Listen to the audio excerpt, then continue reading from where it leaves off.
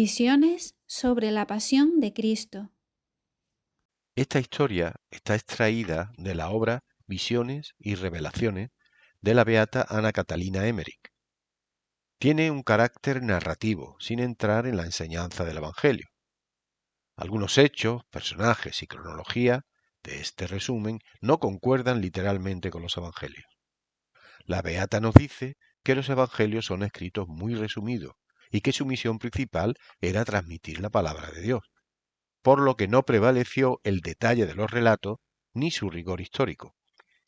San Juan Pablo II anunció públicamente, después de leer estas visiones y revelaciones, que todo lo que la beata Ana Catalina cuenta está de acuerdo con la doctrina y la tradición católica. Capítulo 2. Desde el prendimiento de Jesús hasta que es llevado ante Anás.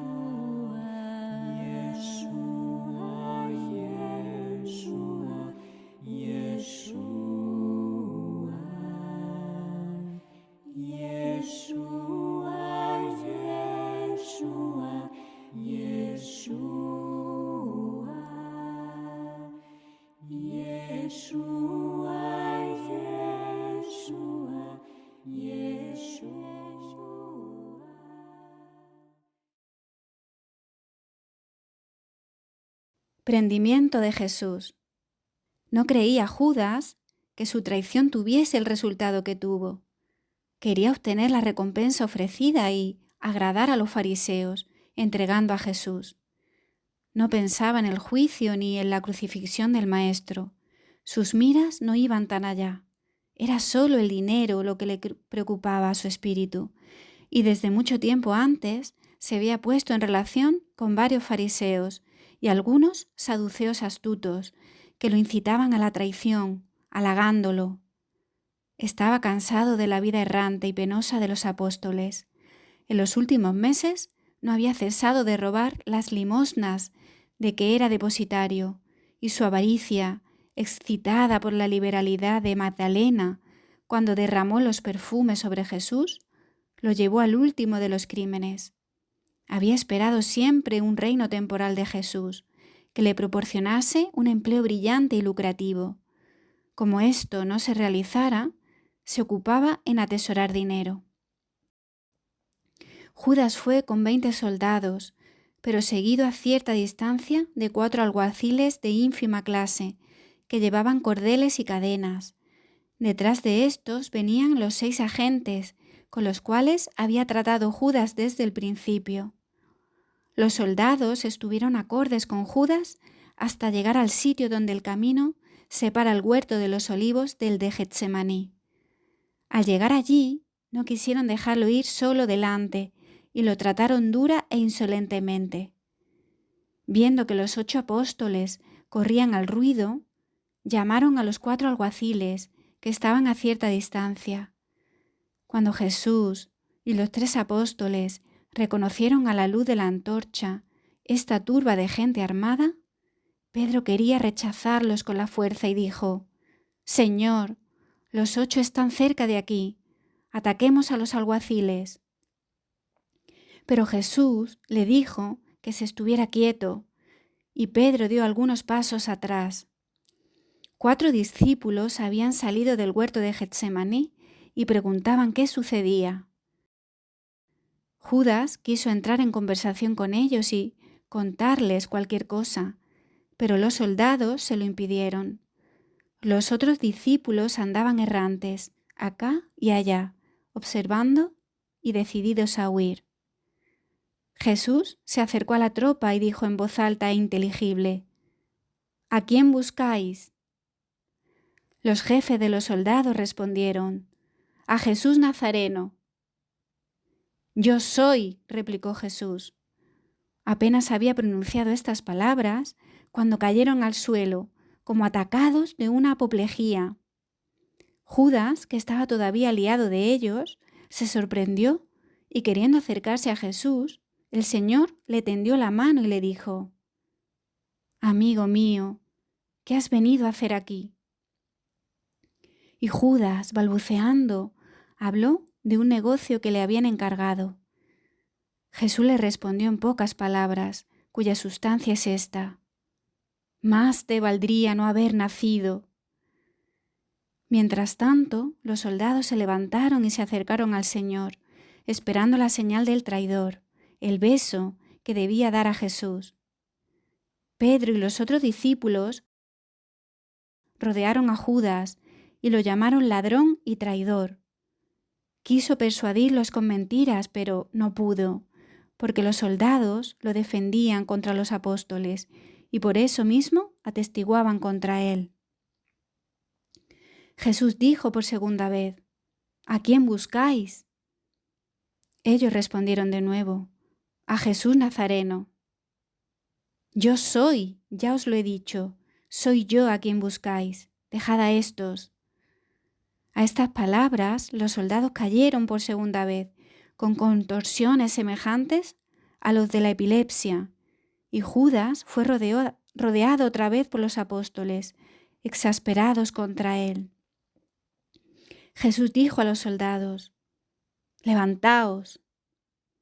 Se levantaron, en efecto, llenos de terror, pero como los apóstoles estrechaban a Judas, los soldados le libraron de sus manos y le mandaron con amenazas que le diera la señal convenida, pues tenían orden de prender a aquel a quien besara. Entonces Judas vino a Jesús y le dio un beso con estas palabras: «Maestro, yo te saludo». Jesús le dijo: «Judas, tú vendes al Hijo del Hombre con un beso». Entonces los soldados rodearon a Jesús y los alguaciles que se habían acercado le echaron mano. Judas quiso huir, pero los apóstoles lo detuvieron y lanzándose sobre los soldados gritaron: «Maestro, ¿desnudaremos la espada?». Pedro, más decidido que los otros, tomó la suya, pegó a Malco, criado del sumo sacerdote, que quería rechazar a los apóstoles, y le hirió en la oreja. Este cayó en el suelo y el tumulto llegó entonces a su colmo. Jesús le había dicho enseguida: «Pedro, mete tu espada en la vaina, pues el que a cuchillo mata, a cuchillo muere. ¿Crees tú que yo no puedo pedir a mi Padre que me envíe más de 12 legiones de ángeles? ¿No debo yo apurar el cáliz que mi Padre me ha dado a beber? ¿Cómo se cumpliría la Escritura si estas cosas no sucedieran?». Y añadió: «Dejadme curar a este hombre». Se acercó a Malco, tomó su oreja, oró y la curó. Los soldados estaban a su alrededor con los alguaciles y los 6 fariseos. Estos le insultaban diciendo a la turba: «Es un enviado del diablo. La oreja parece cortada por sus hechicerías y por sus mismos hechizos la ha curado». Entonces Jesús les dijo: «Habéis venido a prenderme como un asesino, con armas y palos. He enseñado todos los días en el templo y no me habéis prendido, pero vuestra hora, la hora del poder de las tinieblas, ha llegado. Mandaron que lo atasen y lo insultaban diciéndole: «Tú no has podido vencernos con tus encantos». Los discípulos huyeron en todas direcciones. Los 4 alguaciles y los 6 fariseos no cayeron cuando los soldados, porque estaban del todo entregados a Satanás, lo mismo que Judas, que tampoco se cayó, aunque estaba al lado de los soldados. Todos los que cayeron y se levantaron se convirtieron después y fueron cristianos. Estos soldados habían solo rodeado a Jesús, pero no habían puesto las manos sobre él. Malco se convirtió después de su cura y en las horas siguientes sirvió de mensajero a María y a los otros amigos del Salvador. Ataron a Jesús las manos sobre el pecho, con cordeles nuevos y durísimos. Le ataron el puño derecho bajo del codo izquierdo y el puño izquierdo bajo del codo derecho. Le pusieron alrededor del cuerpo una especie de cinturón lleno de puntas de hierro, al cual le ataron las manos con ramas de sauce. Pusiéronle al cuello una especie de collar lleno de puntas, del cual salían 2 correas que se cruzaban sobre el pecho como una estola e iban atadas al cinturón. De éste salían 4 cuerdas, con las cuales tiraban al Señor de un lado y del otro, según su inhumano capricho. Se pusieron en marcha después de haber encendido muchas hachas. 10 hombres de la guardia iban delante. Después seguían los alguaciles, que tiraban de Jesús por las cuerdas, detrás de los fariseos, que lo llenaban de injurias. Los otros 10 soldados cerraban el séquito. Los discípulos andaban errantes a cierta distancia, dando gritos y como fuera de sí. Juan seguía de cerca a los soldados que estaban detrás, y los fariseos les mandaron que lo prendieran. En efecto, algunos corrieron hacia él, pero huyó, dejando entre sus manos su sudario, por el cual le habían prendido. Andaban deprisa. Al dejar el camino que está entre el huerto de los olivos y el de Getsemaní, volvieron a la derecha y llegaron al puente sobre el torrente de Cedrón. Jesús, al ir al huerto de los olivos, no pasó este puente, tomó un camino de rodeo por el valle de Josafat, que conducía a otro puente más al sur. El que pasaba ahora era muy largo, porque se extendía más lejos que la ensenada del torrente, a causa de la desigualdad del terreno. Antes de llegar a él, Jesús cayó 2 veces en el suelo por los violentos tirones que le daban, pero al llegar al medio del puente, su crueldad no tuvo límites. Empujaron brutalmente a Jesús, atado, y lo echaron desde su altura en el torrente, diciéndole que saciara su sed. Sin la asistencia divina, esto solo hubiera bastado para matarlo. Cayó sobre las rodillas y sobre la cara, que se la hubiera despedazado contra los cantos, que estaban apenas cubiertos con un poco de agua, si no lo hubiera protegido, con los brazos juntos atados, pues se habían soltado de la cintura, sea por auxilio divino o porque los alguaciles los desataran. Jesús bebió agua del Cedrón cuando le echaron en él, cumpliéndose el pasaje profético de los Salmos, que dice que beberá en el camino del agua del torrente. Los insultos, blasfemias y golpes no cesaron durante el trayecto a la casa de Anás, que era a donde se dirigían, y entrando en el arrabal de Ofel, se juntaron 50 soldados más de refuerzo. Mientras la turba inhumana que conducía al Salvador se acercaba a la puerta de Ofel, Jesús se cayó de nuevo y parecía no poder andar. Entonces un soldado, compadecido, dijo a los demás: «Ya veis que este infeliz casi sucumbe. Si hemos de conducirle vivo a los príncipes de los sacerdotes, aflojadle las manos para que pueda apoyarse cuando se caiga». La tropa se paró y los alguaciles desataron los cordeles. Mientras tanto, otro soldado compasivo le trajo un poco de agua de una fuente que estaba cerca. Jesús le dio las gracias y citó con este motivo un pasaje de los profetas que habla de las fuentes de agua viva. Esto le valió 1000 injurias y 1000 burlas de parte de los fariseos. Esos 2 soldados, el que le hizo desatar las manos y el que le dio de beber, se convirtieron antes de la muerte de Jesús y se agregaron a sus discípulos. Llegaron a la puerta de Ofel, donde fueron recibidos por los lamentos de los habitantes. Harto obligados por gratitud a Jesús, los soldados apenas podían contener a aquella multitud que se precipitaba por todas partes. Juntaban las manos y, arrodillándose, exclamaban: «¡Soltad a ese hombre! ¡Soltad a ese hombre! ¿Quién nos ayudará? ¿Quién nos consolará y nos curará? ¡Dadnos a ese hombre!». Llevada la madre de Jesús por las mismas mujeres a la casa de María, madre de Marcos, que estaba situada al pie de la montaña de Sión, por en medio de Ofel, conocida que fue, dieron nuevas muestras de dolor y compasión, y se juntaban tan apretados alrededor de María que casi la llevaba la multitud. María estaba muda de dolor. Al llegar a casa de María, madre de Marcos, no habló hasta que vino Juan y le contó todo lo que había visto desde la salida del cenáculo. Después condujeron a la Virgen Santísima a casa de Marta, en la parte occidental de la ciudad. Pedro y Juan, que habían seguido a Jesús de lejos, corrieron a casa de algunos servidores de los príncipes de los sacerdotes, que Juan conocía, para poder entrar en la sala de tribunal a donde su maestro fuera conducido. Los apóstoles se encargaron de avisar a Nicodemo, José de Arimatea y otras personas bien intencionadas, pues eran miembros del consejo, y de ese modo hicieron venir a algunos amigos de su maestro, con quienes los fariseos no hubieran contado regularmente. Mientras tanto, Judas andaba errante, como un insensato, al pie de la subida donde termina Jerusalén, por la parte del mediodía, entre los escombros y las inmundicias hacinadas en este sitio.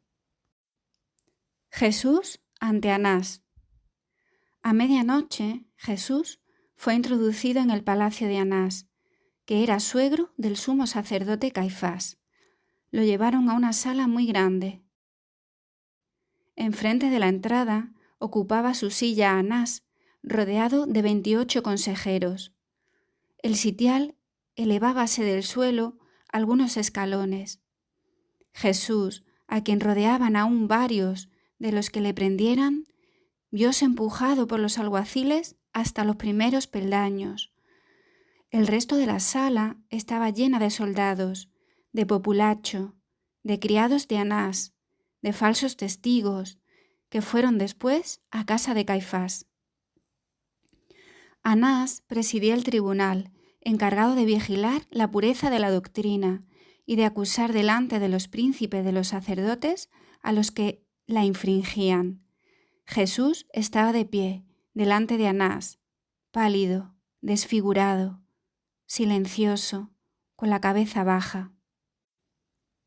Anás, viejo, flaco y seco, de barba rala, lleno de insolencia y orgullo, mostrábase con sonrisa irónica, haciendo como que nada sabía y que extrañaba que Jesús fuese el preso que le habían anunciado.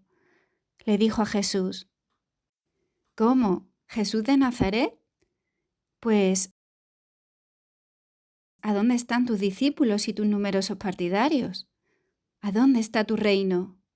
Me parece que las cosas no han respondido a lo que tú creías.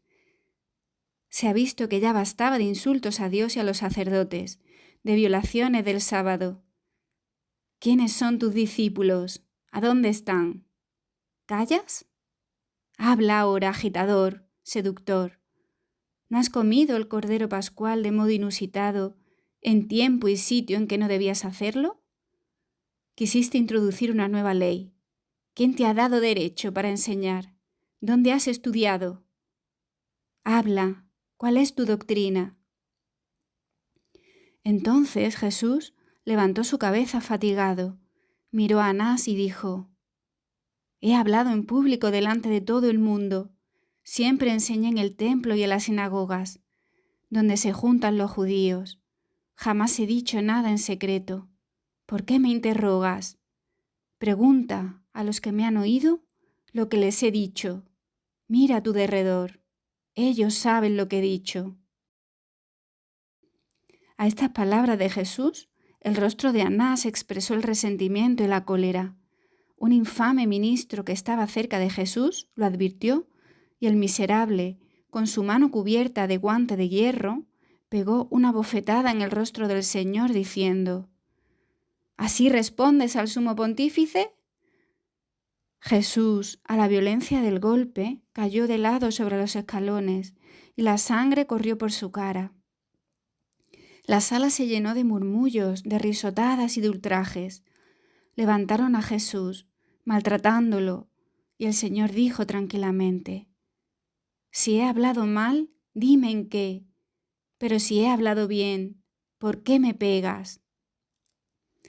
Todos los falsos testigos comenzaron a acusarle de cargos imaginarios. Estos cargos lo hacían a la vez mezclándolos con las más groseras injurias y los alguaciles maltratándole a cada paso. Decíanle que respondiera. Anás y sus consejeros añadían 1000 burlas a esos ultrajes repitiendo: «¡Esa es tu doctrina! ¿Qué respondes? Rey, da tus soberanas órdenes. Enviado de Dios, enseña tu misión». «¿Quién eres tú?», continuó Anás con frío desdén. «¿Quién te ha enviado? ¿Eres el hijo de un carpintero oscuro? ¿O eres Elías, que ha sido elevado en un carro de fuego? Dicen que aún vive y que tú puedes, a tu voluntad, hacerte invisible. Cierto que hallaste medio de escapar algunas veces. ¿Eres acaso Malaquías, de cuyas palabras usas con frecuencia para prevalerte de ellas? Dicen que este profeta no tuvo padre, que había sido un ángel y que no ha muerto. Buena ocasión para un embustero que pretende pasar por él. ¿Qué clase de rey eres tú? Has dicho ser más que Salomón. Descuida, no te rehusaré el título de tu dignidad real». Entonces Anás hizo que le trajeran una especie de cartel y escribió en él varias y grandes letras, como acusación contra el Señor. Después lo envolvió y lo introdujo en una calabacita vacía, que tapó con cuidado y ató después a una caña, y presentándosela a Jesús le dijo con sarcasmo: «Este es el cetro de tu reino, ahí están tus títulos, tus dignidades y tus derechos. Llévalos al sumo sacerdote para que reconozcan tu misión y te trate según tu dignidad. Que le aten las manos a ese rey y llévenlo delante del sumo sacerdote». Maniataron de nuevo a Jesús, sujetáronle también a ellas el simulacro de cetro que contenía las acusaciones de Anás y le condujeron a casa de Caifás, en medio de la risa, del escarnio y de los malos tratamientos de la multitud.